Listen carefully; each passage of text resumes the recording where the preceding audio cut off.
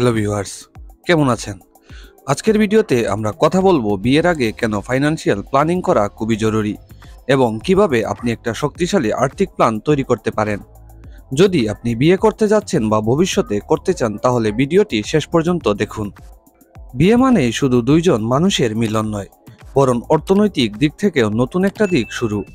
বিয়ের সময় নানা খরচ থাকে, বাগদান, উপহার, অনুষ্ঠান, বাড়ি কেনা বা ভাড়া, দৈনন্দিন জীবনের ব্যয়। এইসব খরচ ম্যানেজ করতে না পারলে ভবিষ্যতে মনোমালিন্য এবং চাপ আরও বাড়তে পারে। তাই বিয়ের আগে সঠিক আর্থিক পরিকল্পনা করা খুবই জরুরি। এবার আসুন জেনে নেওয়া যাক কিভাবে ফাইন্যান্সিয়াল প্ল্যানিং করবেন। বাজেট তৈরি করুন।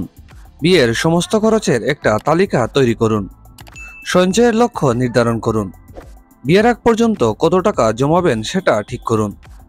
ঋণ এড়িয়ে চলুন। বিয়ের জন্য ঋণ নেওয়ার আগে ভাবুন পরে কিভাবে ফেরত দেবেন। দুটি ব্যক্তির আয়ের হিসাব করুন। বিয়ের পর দুজনের আয়ের সঙ্গে খরচ মিলিয়ে বাজেট সাজান। ইমার্জেন্সি ফান্ড রাখুন, হঠাৎ কোনো বিপদে সাহায্য করবে। লং টার্ম ইনভেস্টমেন্ট, ভবিষ্যতের জন্য সঞ্চয় ও ইনভেস্ট করুন, যেমন পেনশন, বাড়ি বা শিশু শিক্ষার জন্য।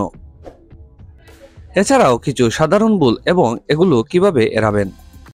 অনেক সময় আমরা ফাইন্যান্সিয়াল প্ল্যানিংয়ে এই ভুলগুলো করে থাকি, যেমন খরচের হিসাব না রাখা, শুধুমাত্র আজকের চিন্তা করা, ভবিষ্যতের জন্য পরিকল্পনা না করা, বাজেটের বাইরে খরচ করা, সঞ্চয় না করা।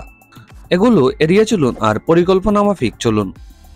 আপনার বিয়ে যেন আনন্দময় আর চিন্তামুক্ত হয়, তার জন্য ফাইন্যান্সিয়াল প্ল্যানিং খুব গুরুত্বপূর্ণ। আশা করি ভিডিওটি আপনার কাজে লাগবে। যদি পছন্দ হয় লাইক ও সাবস্ক্রাইব করতে ভুলবেন না। আপনার মতামত কমেন্টে জানাতে পারেন। ধন্যবাদ।